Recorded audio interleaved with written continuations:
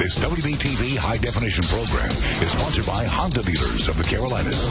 WBTV on your side with breaking news now. Our breaking news tonight, starting at I-85 in Charlotte at the Brookshire.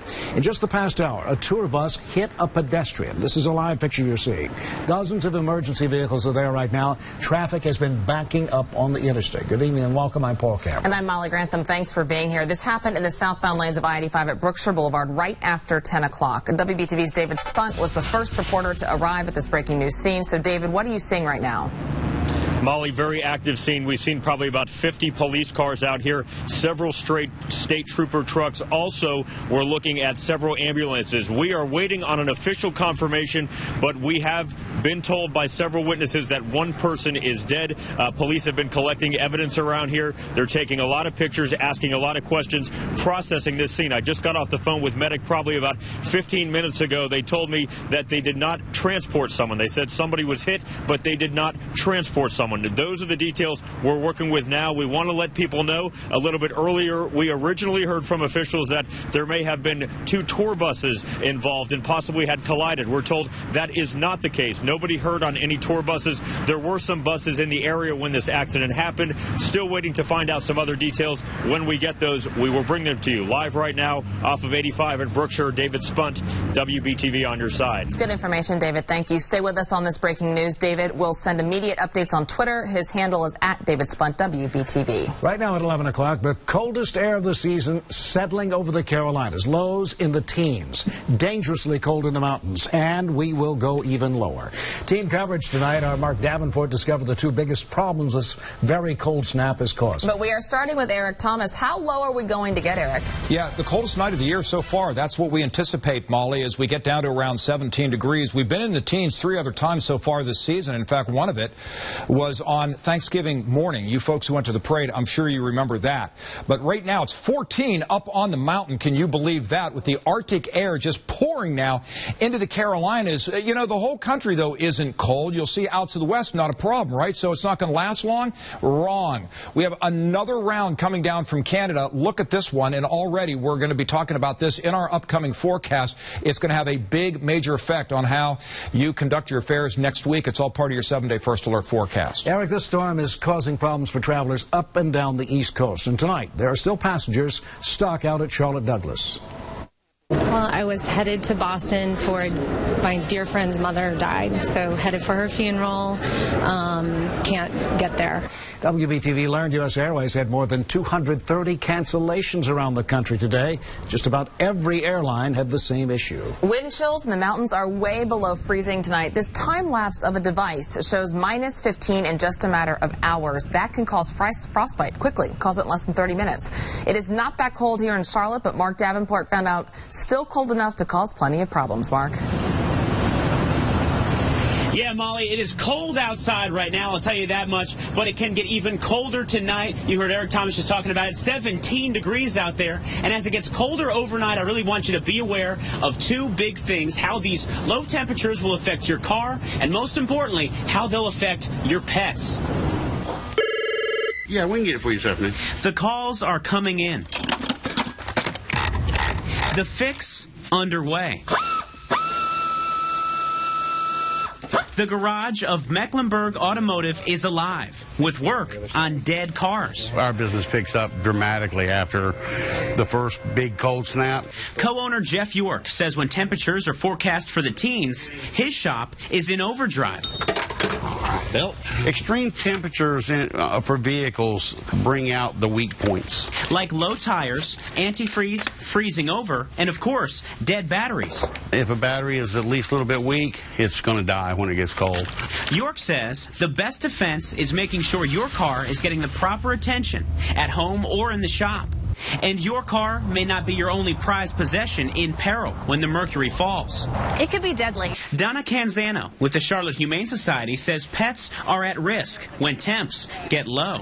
If we're cold, they are cold. So please don't think just because they're animals they can deal with this differently than we can. Outside dog houses can let out too much heat.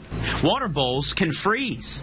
Canzano says the best thing to do? Use common sense. If you would not want to be outside all night in the freezing cold, they don't want to be either. And I don't don't want to be either. It's getting a little too cold out here for me even, especially if it gets down to the teens tonight. I'm telling you, that's very, very cold out here. Just remember, if you're going inside, you're going to be in there, you're going to be warm, but bring in your pets as well. Reporting live, I'm Mark Davenport, WBTV, on your side. Thanks, Mark. So just how cold are we tonight? The low temperature we're forecasting in Charlotte is the average low for a January night in Halifax, Nova Scotia, 1,500 miles to our north. That's how cold. But don't feel so bad. They have it even worse right now. -7 with snow showers. Stay with us for continuing coverage and download our weather app for iPhone or Android. Paul. Well, Molly, it's been just a few hours since we learned about a major consumer alert. Tens of thousands of North Carolina Medicaid cards meant for children in our state were sent to the wrong addresses. Now, there's a real danger the private information of many kids could wind up in the wrong hands. Brigida Mack talked to one mother who got one of these cards in the mail. Brigida, what did she have to say? Paul, this mother upset and frustrated tonight. She wants answers on how this happened and what state officials plan to do to protect her child's personal information from falling into the wrong hands. Amy Pinninger is clearly on edge tonight. It's disturbing. The Cabarrus County mom received new Medicaid cards for her 2 boys in the mail Thursday, but immediately realized something was very wrong. I was very shocked. I didn't understand why another child's name was attached to my name on one of the Medicaid cards. We've blurred out the sensitive information, but it's clear she received the personal information for a child that is not hers. In fact, the child on the card lives in Rutherford County.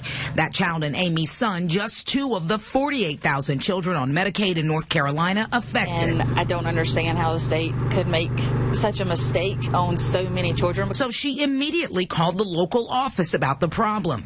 Their response? It is after 2 o'clock and we cannot take phone calls after 2 o'clock. She then called the main office in Raleigh, but was directed right back to the local one. What frustrates Amy even more is how such a massive mistake even happened in the first place. This is my child's personal information and my personal information out there in the hands of someone, and I've got someone else's information. Why aren't y'all being more diligent? A lack of diligence, Amy worries, could cost her son big time. It is very easy these days for identity theft and things like that, and children are not exempt from that, in my opinion. I wouldn't think they would be.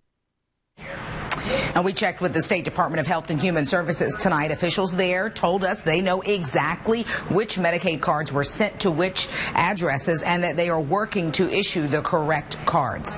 Live in the newsroom tonight, I'm Brigida Mack, WBTV, on your side. All right, Brigida, thank you. Now, what can you do? Well, there is a number that you can call if you got one of these cards wrong. It's on your screen, 1-800-662-7030. Tonight's surveillance video shows a bold robbery at a convenience store in Gastonia. Thieves drove a car into the business, knocking out the wall and parts of the ceiling. They then stole $2,000 from an ATM in the Mountain Stop store on Archie Whitesides Road. Both crooks you see were wearing masks and dark clothing. Police really do not have a very good description. Someone is stealing purses out of cars while mothers drop their children off at daycare. It's happening in the town of Stanley in Gaston County. Police told us thieves are targeting women who leave their cars unlocked. Investigators are looking for a green mid to late 90s Nissan pickup truck. All new at 11 o'clock, investigators say a meth dealer started a brush fire as a detective moved in to arrest him. A Lincoln County Sheriff's Department detective tells us the man threw a one-pot meth cooker when he saw them coming, and it set the grass on fire. Firefighters put it out. An arrest is pending. How much would you pay to see the Panthers in the playoffs? Tonight we came across what has to be the most expensive ticket out there. All new at 11 o'clock, David Spunt got exclusive details about what you get for big money. I tried to log on to Ticketmaster Wednesday morning to get tickets, and I couldn't get in, so I went to the secondary market, and very frustrating. Die-hard Panthers fans like Preston Rayner are still looking for tickets to the game. There's plenty available, but you can't be afraid to open up your wallet. Maxim Tickets, can I help you? The phones have been non-stop at Maxim Tickets in South Park, one of Charlotte's largest brokers. I would say the Super Bowl run of 2003 was probably the only comparable scenario. Greg Carl is a consultant for Maxim who showed us the coveted tickets. They just happen to be sitting on his desk. He's not surprised tickets are in the thousands, sometimes tens of thousands. There's certainly a group of fans out there willing to pay pretty much whatever that premium is. Try $37,000. That's the price to sit in the owner's box. Another company, Ticket Preserve, is offering the lavish box to any paying customer. Fans have mixed emotions about shelling out more money than a car, for a chance to watch the game from the big box. I think it's kind of ridiculous, but the Panthers are doing well this season, so. If I had $37,000, I think it was okay, but I don't, so I'm not happy with that either.